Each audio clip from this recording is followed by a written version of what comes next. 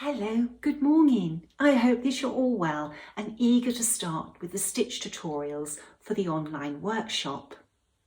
I'm going to be demonstrating stitches on either 18 count Aida or 36 count linen. 18 count Aida and 36 linen are the same size, so the stitches will look the same no matter which fabric I'm demonstrating on. I'm going to demonstrate the stitches in the order we encounter them on the sampler. The first stitch is cross stitch, but before we start with cross stitch, we need to start with how we start our thread. Now, if you're working with 2 strands of thread, the easiest way to start is with the loop method. So we're going to look at that one being laid first.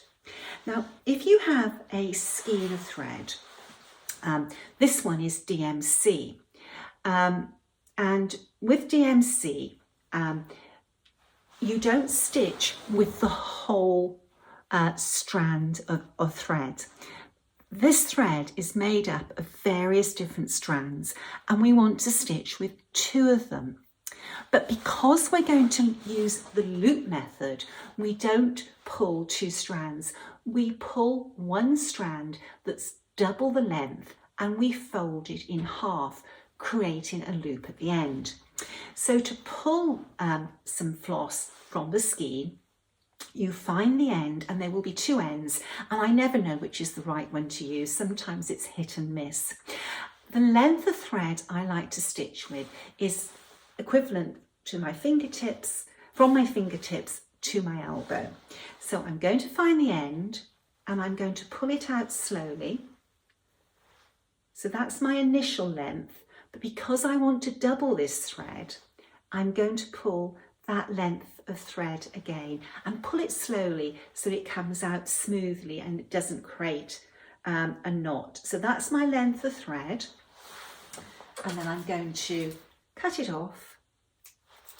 And then how you separate the strands is to just pinch the end of your thread and just tap it gently, and you'll see those threads have separated. So I'm going to pull 1, and I only need 1 because I'm using the loop method. If I needed 2, I wouldn't pull 2 strands in one go. I would pull them each individually. So let's get this separated a little bit better. And you just pull it out slowly, and then that will drop. And we now have our strand. Oops, I'm falling over there. We're going to take both ends, put them together so that they are the same length, and we've created a loop, and it's that loop we're going to use to start. So what you now need to do is the 2 ends you've put together is thread that through your needle. Let's go and have a look at this being worked.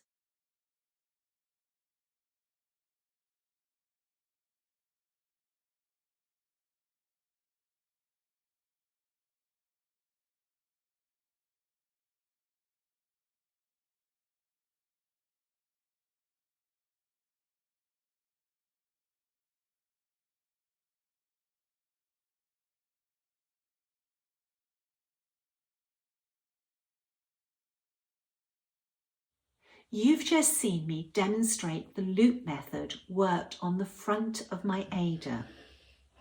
Many stitchers will start the loop method from the back of their fabric because you don't want the loop to show on the front.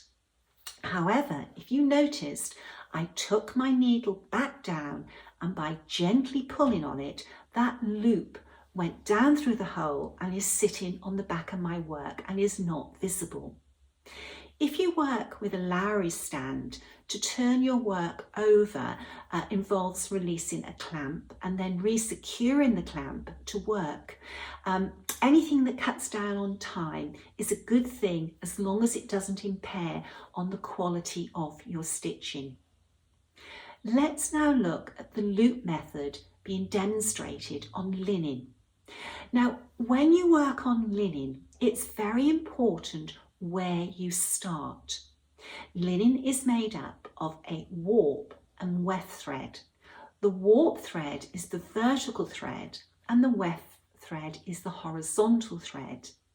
You don't want to start in this position where the weft thread goes over the warp thread. Instead, you need to start where the warp thread goes over the weft thread. Now, this isn't always possible when you're working over one or when you're working over 3 threads, but generally this is the place you want to start, where the vertical thread, the warp, goes over the horizontal thread, the weft. We've got Hugo come to visit us. It's not often that Hugo comes into a video, but he's not a very well boy today. He wants mummy, don't you? Anyway, let's get back to these tutorials. Make sure you've got the correct starting place for the base of your stitch. That vertical thread needs to go over the horizontal thread. The warp thread lies over the weft thread. Now take your needle back down, pull in that loop through to the back. You can now start to lay your cross stitches.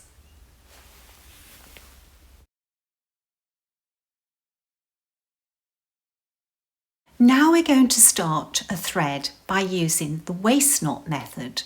I tend to leave a length of 2 needles for a waist knot start. When you snip off the waist knot, the thread always retracts.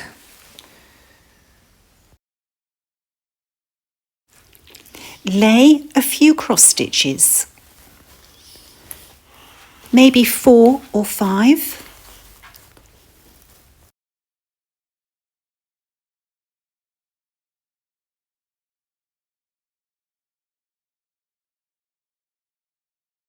Park your needle and turn your work over. Snip off the waist knot and then thread your needle. Pass your needle under the back of the stitches and snip off your thread.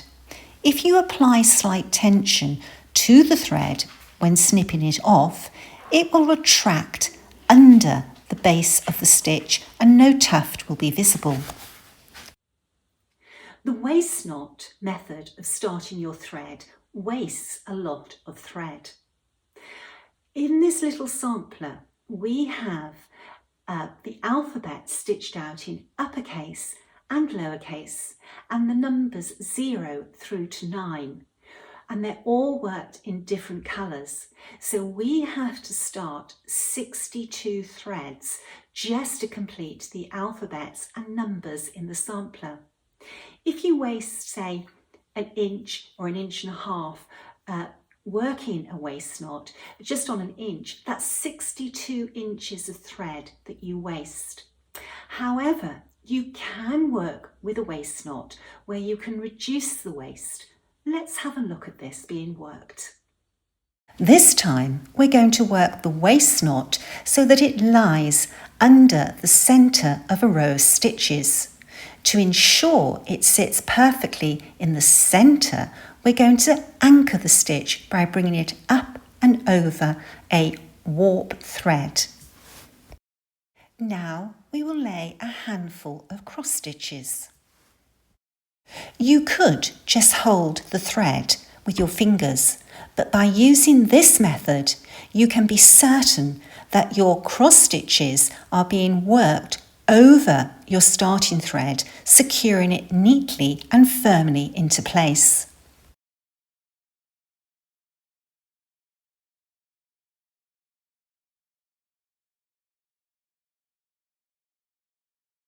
Once you have laid enough stitches to hold your starting thread, turn your work over.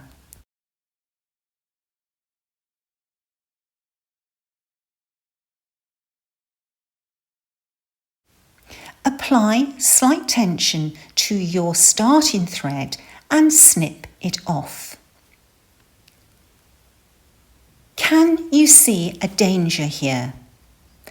It would be easy to cut your working thread. I'm always a great believer that we learn from mistakes.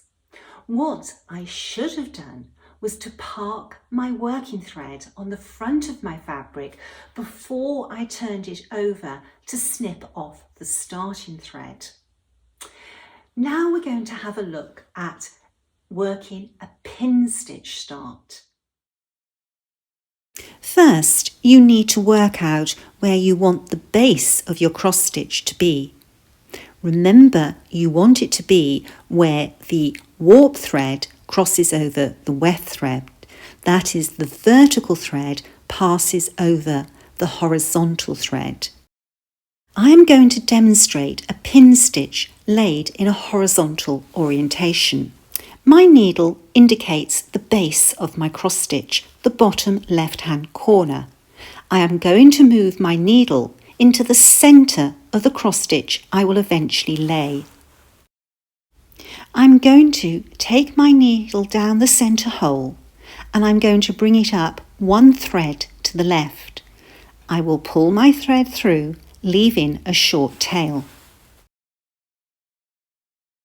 The next step is to take my needle back down the centre hole, trying to split my floss, not the thread of the linen. I will now bring my needle up one thread to the right of the centre hole.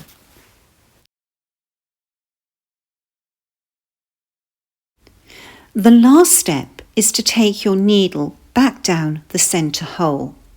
Try to split the floss again, not the thread of the linen. Holding the tail thread and the thread on your needle, give it a slight tug. This will lock the stitch into place. Snip off the tail. You can now proceed to lay a cross stitch over your pin stitch.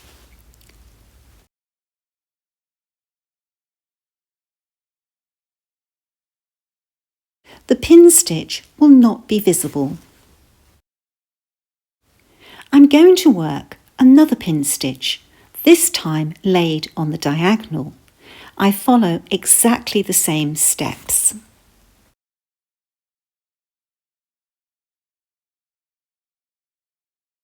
You can use either method. It's very much a personal choice. I prefer to lay a pin stitch on the horizontal and then lay a stitch over, but that really is just a personal choice. Can you see how the fine blades of my scissors are really cutting that thread right to the base? There is no tuft visible whatsoever.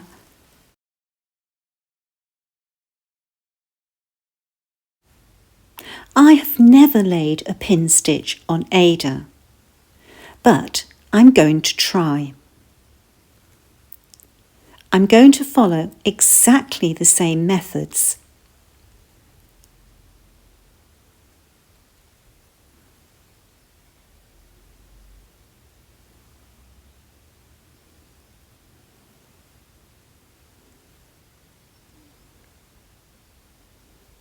You can lay a pin stitch on Ada.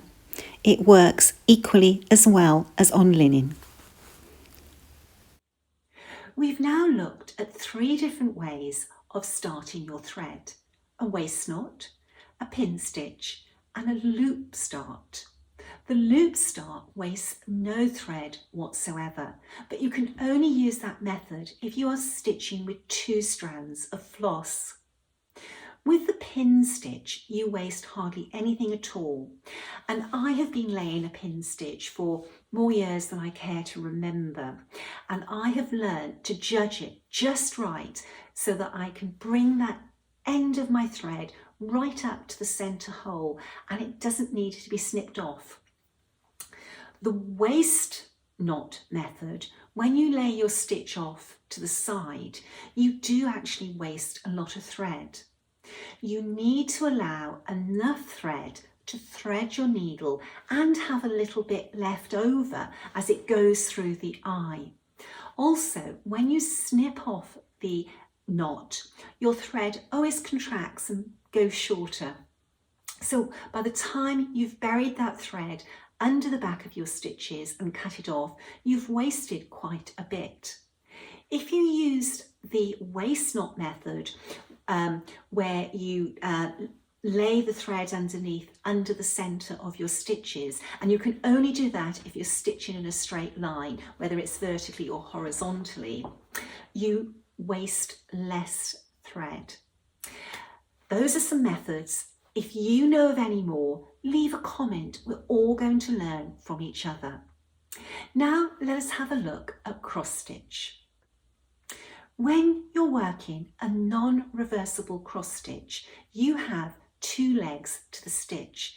The stitch is made up of 2 diagonal stitches laid on the front of your fabric. You can work those 2 legs in various different combinations. You can lay the first leg, for example, top right to bottom left, or top left to bottom right. You could lay it bottom left to top right, bottom right to top left. There's 8 different ways you can combine those 2 diagonal stitches. There's not a right or a wrong way. It's what suits you. And you might lay say 1 stitch when you're working in a particular direction, top right to bottom left first, and then when you're working in a different direction, you might lay bottom left to top right. That's fine. But what you must always do is keep it constant which stitch is at the bottom and which stitch is up at the top. I lay my cross stitches so that for example, my top right to bottom left is my first stitch, and then my top left to bottom right is my top stitch. So if you're looking at my stitches sit like that, not like that. If your stitches sit the other way, there's nothing wrong with that. But once you decide on your way of stitching, you should stick to it. Let's have a look at some of those cross stitches being worked. I'm going to work a cross stitch top right to bottom left, top left to bottom right. Now we're going to work a stitch top left to bottom right, top right to bottom left. Did you notice when I laid those 2 stitches, the top leg of the stitch was different in each one? Either is fine, but you need to stick to one of those ways. Now let's have a look at a series of stitches being laid where I work just the first leg of the stitch before laying the top leg of the stitch.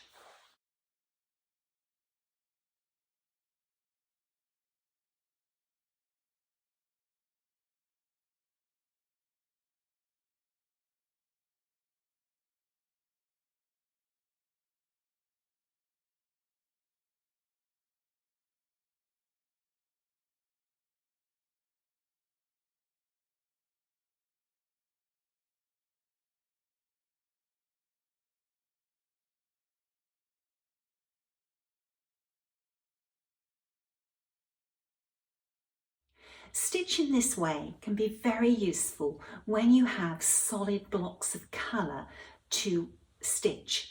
It could be you're stitching a sampler with a house that's got a grassy bank in front of it, so you're stitching lots of grass. It seems to go much quicker when you're working just first legs and then returning to work the second legs. Where this stitch can really come into its own is when you've got to count out a high number of stitches. So say for example, I had to lay a row of 23 stitches all in the same colour. What I would do, I would stitch out the first leg of 9 stitches, check I've laid 9, then I would lay 2 legs of the 10th stitch.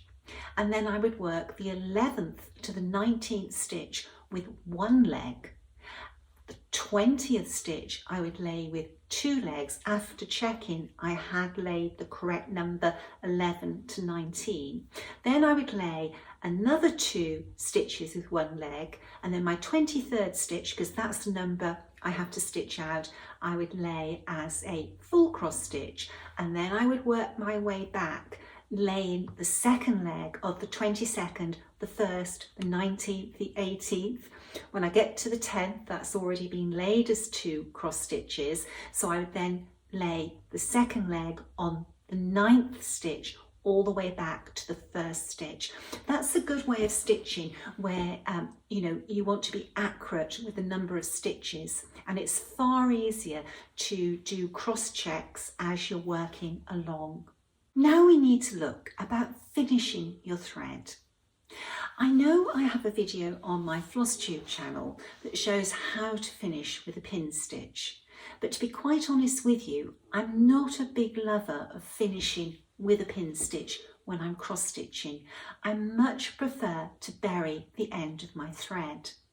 Now remember earlier when I said I prefer to do as much work on the front of my fabric? Well, I often finish my thread on the front of my fabric.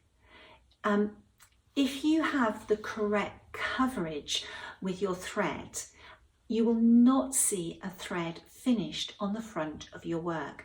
And again, this is where a really good pair of scissors with fine blades will enable you to snip off your end thread so it's not visible. Have a look at this. I'm going to show you 2 photographs. Both have 2 rows of cross stitch. One is on linen and one is on Aida.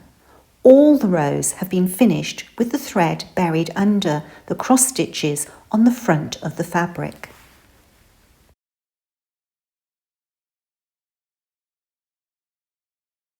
Next thing that we need to look at is cross stitch over 1.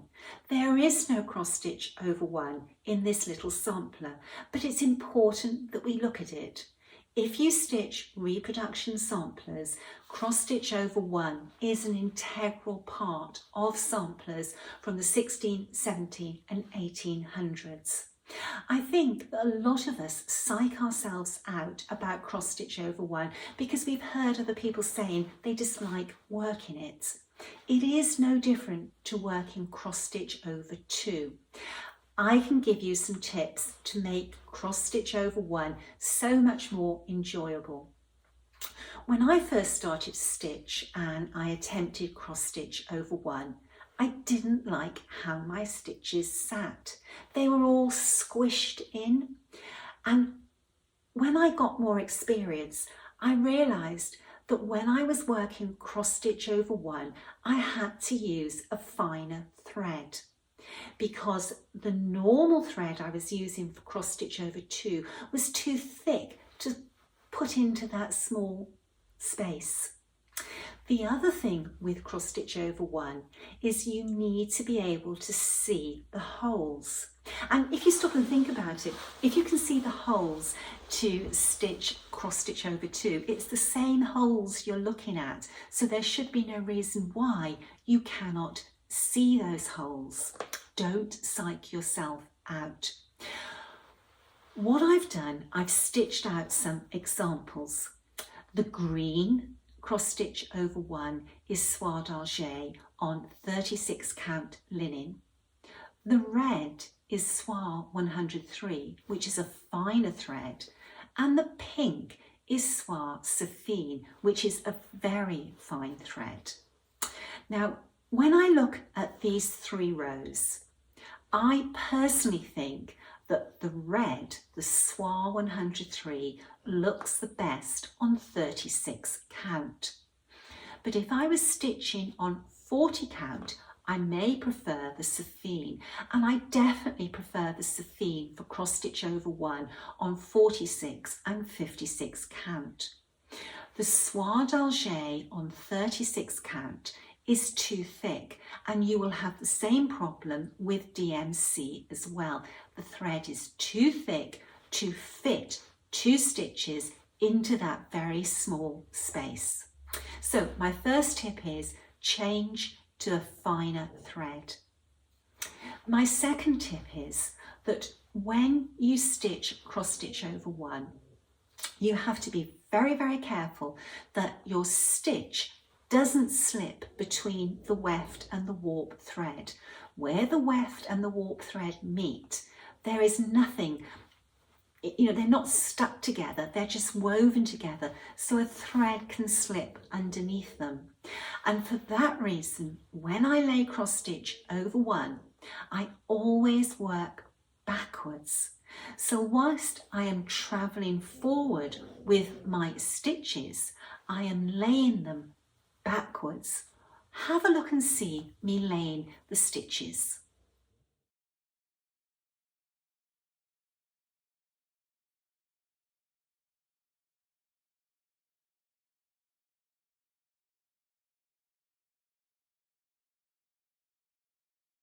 Note how I'm working backwards but travelling forwards.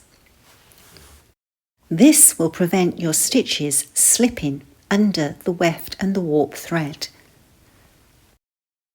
Note how I'm bringing my needle up at top right, taking it down at bottom left, bringing it up at bottom right, taking it down at top left, then starting the next stitch at top right. That is what I mean about working backwards into the stitch. Could you hear the dogs snoring then? I am sorry, but they're by my feet as I am stitching. Now I'm going to lay some cross stitches over one thread using Soie 103.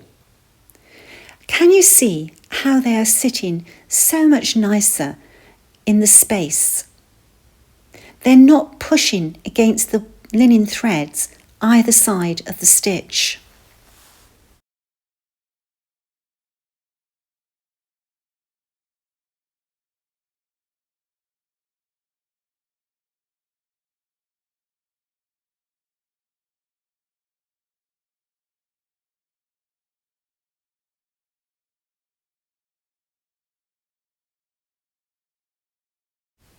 Finally, I will show you some cross stitches over one thread being laid with Soie Saphine.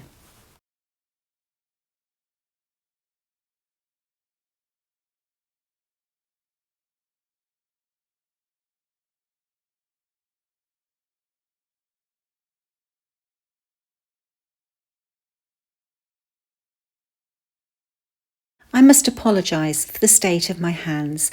I am sorry, but these hands do a lot of different types of work throughout the day.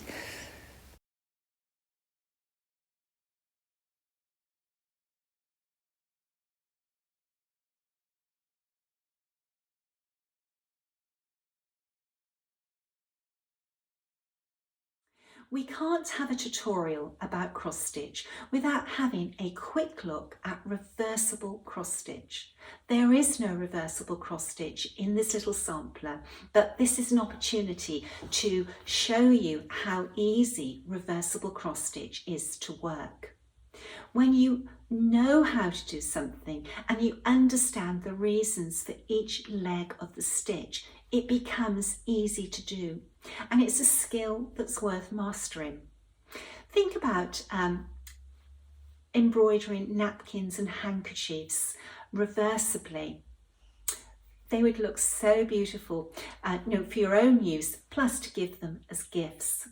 Now there are 4 different ways of working a reversible cross stitch. In this video, we're going to look at 3 different ways. The 4th way is one that I've only recently come across. I acquired a sampler that had reversible stitching on, and I could not work out how the girl had done it. The stitch path really puzzled me, and I sat down with some very, very old books going back. The one book went back to the 1820s, and I discovered how she did it. And that's going to be a subject of another workshop for another day. So in this video, we are going to look at 3 different methods of working reversible cross stitch. What you have to remember is that for every diagonal stitch laid on the front of your fabric, you have to lay a diagonal stitch on the back of your fabric. Now, you can't move from one diagonal to another without laying either a vertical or a horizontal stitch. So we have some extra legs to lay to a normal non-reversible cross stitch. Let's have a look at the first method. I'm going to start my thread with a pin stitch, but you could start your thread with a waist knot. We will start the stitch by bringing our needle up at top left. We will make the first leg of the cross stitch by laying a diagonal stitch. We do this by taking our needle down at bottom right. We now have to lay a corresponding diagonal stitch on the reverse, and we do that by bringing our needle up at top left. We are going to take our needle back down at bottom right. When stitching reversibly, there are multiple legs of a stitch to be laid. We now have to transition to a different diagonal. I call this next stitch my repositioning stitch. I bring my needle up at top right, laying a vertical stitch on the reverse. I now take my needle down bottom left. I have to lay a corresponding diagonal stitch on the reverse, and I do that by bringing my needle up at top right. We have now completed the first reversible cross stitch. Let's lay another one. Take your needle down at bottom right. Make the corresponding diagonal stitch on the reverse by bringing your needle up at top left. Bring your needle back down, bottom right.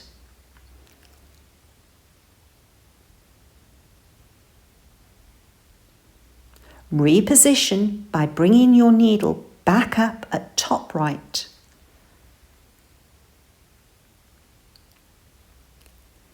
Lay a diagonal stitch by bringing your needle down at bottom left. Lay a corresponding stitch on the reverse by bringing your needle up at top right. We will now have 2 reversible cross stitches. Let's see that again. Take your needle down bottom right. Lay the corresponding diagonal stitch on the reverse by bringing your needle up at top left.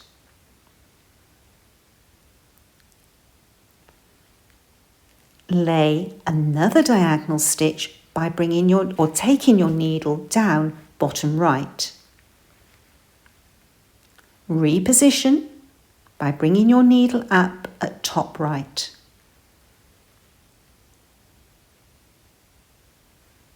Lay the diagonal stitch by bringing your needle down bottom left.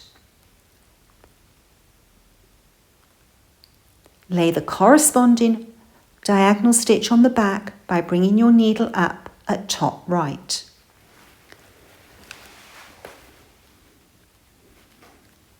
One more time. Needle down, bottom right. Bring it up at top left.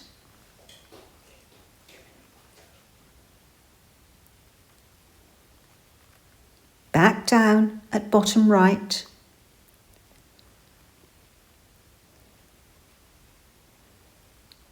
Reposition by bringing it up at top right. Lay the next diagonal stitch by taking it down bottom left. Lay the corresponding diagonal stitch on the reverse by bringing your needle up at top right.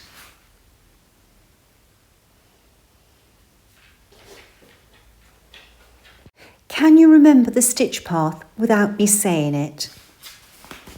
When you're stitching reversibly, Always try to envisage the stitches you are laying on the back as you're working the front. To finish our thread, we will bring our needle back up at top right and then run it under some stitches. We will apply slight tension to the thread before snipping it off close to the base. Let us look at the second way of laying a reversible cross stitch. I will start with a pin stitch. This next method is my favourite way of working a reversible cross stitch. We will start the stitch by bringing our needle up at top left. We will lay the first diagonal stitch by taking our needle down bottom right. We will lay a corresponding diagonal stitch on the reverse by bringing our needle up at top left. Next, we will reposition to the other diagonal by laying a vertical stitch on the front of our work. Take your needle down bottom left. We will now lay a diagonal stitch on the reverse by bringing our needle up at top right. We will lay a diagonal stitch on the front by taking our needle down at bottom left. We will now lay a second diagonal stitch on the reverse by bringing our needle up at top right. We have now completed the first reversible cross stitch using this alternative method. Let's work it again. Take your needle down at bottom right. Lay a corresponding stitch on the reverse by bringing your needle up at top left. Reposition by taking your needle down at bottom left, and in doing so, lay a vertical stitch. Lay a diagonal stitch on the reverse by bringing your needle up at top right. Lay a diagonal stitch on the front by taking your needle down at bottom left. Lay another diagonal stitch by bringing your needle up at top right. We now have 2 reversible cross stitches. For the next stitch, I want you to say the method to yourself as I lay the stitches.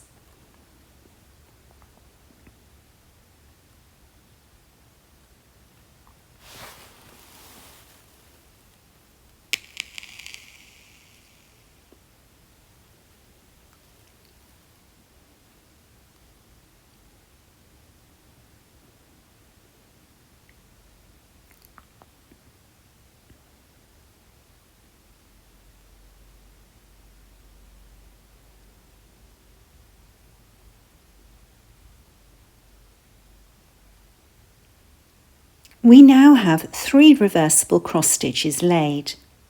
On this next stitch, I want you to concentrate on the stitches being laid on the back.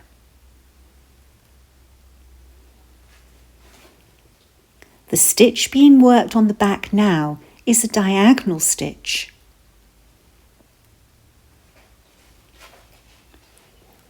The repositioning stitch does not appear on the back at all. We are now laying a diagonal stitch on the back.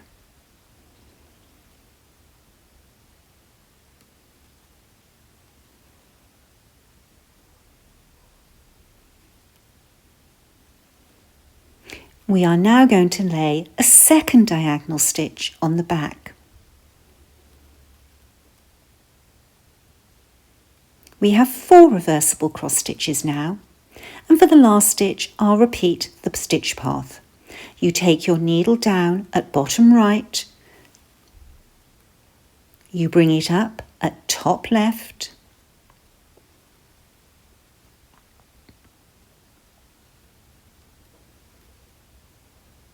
reposition by taking it down at bottom left,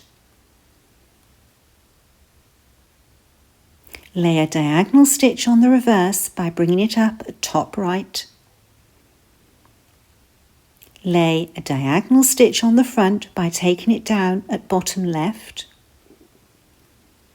And then lay a second diagonal stitch on the reverse by bringing it up at top right.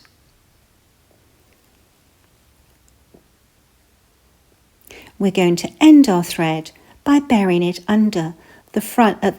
We're going to end our stitch by burying it under the threads laid on the front of the fabric.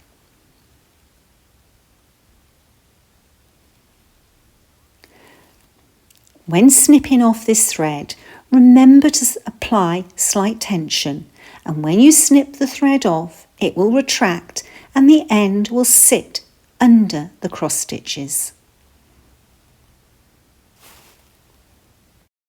The third method we are going to look at will lay a reversible cross stitch on the front, but a four-sided stitch on the reverse.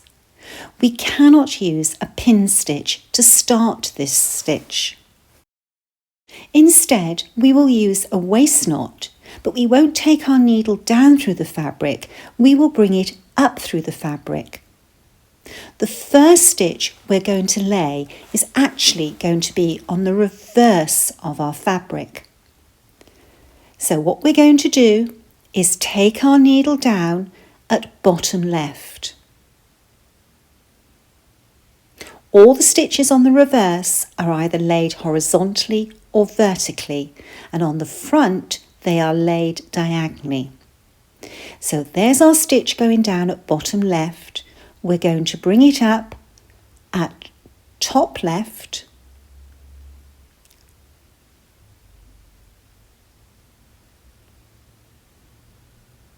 we're going to take it down at bottom right,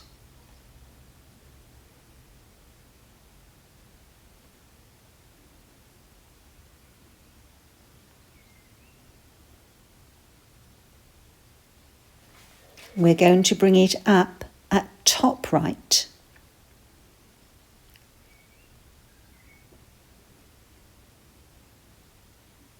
and we're going to take it down at bottom left.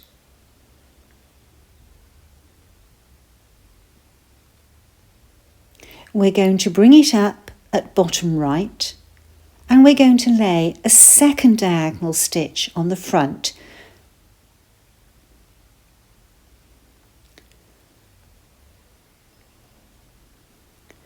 We're going to take our needle down at top left,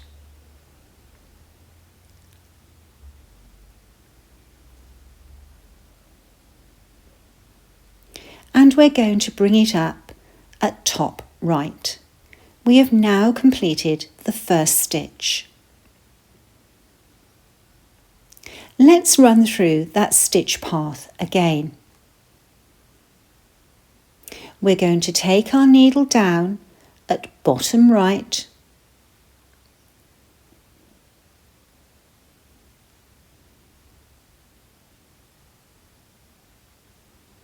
we're going to bring it up at top right,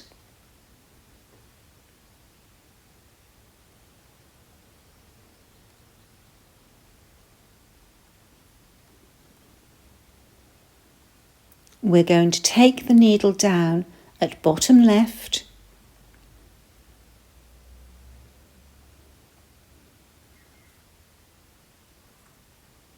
we're going to bring it up at bottom right,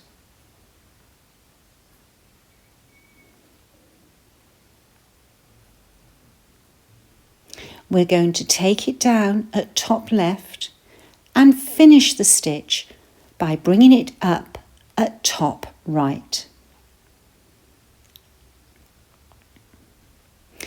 We have now completed 2 stitches.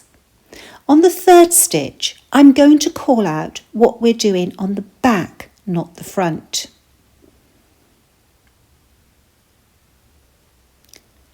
By taking our needle down at bottom right and bringing it up at top right, we are laying one side of the 4-sided stitch on the back. We are laying the right vertical.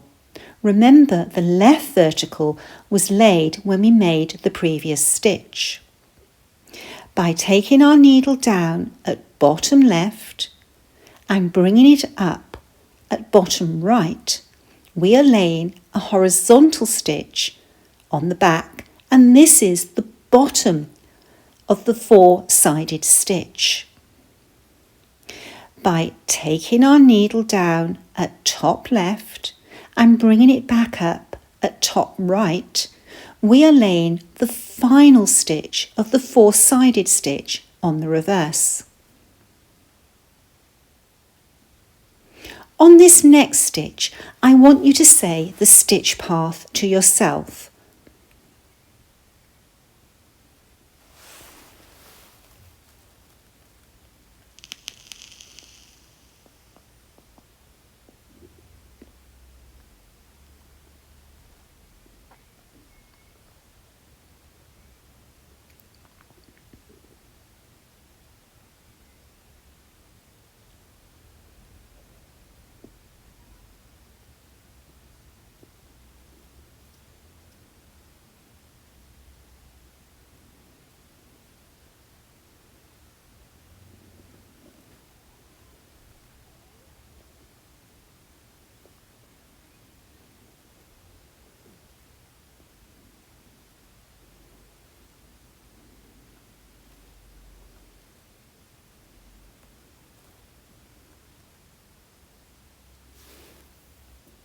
On the final stitch, I'll call out the stitch path.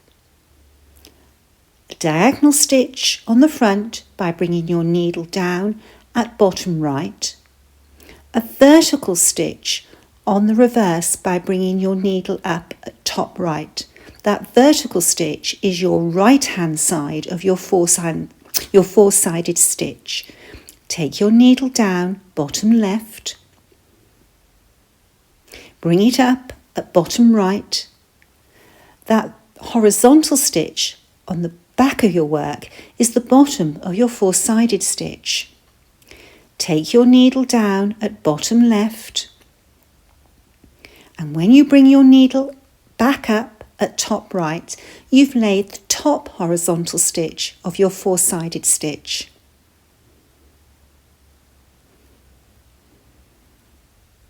We will finish our thread by burying it under the front of our work.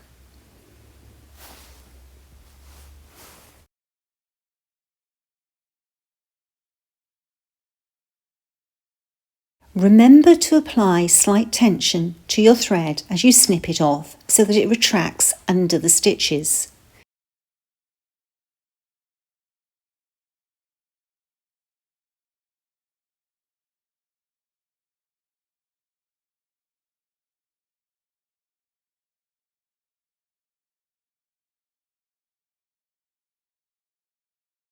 We will now bury our starting thread under the stitches.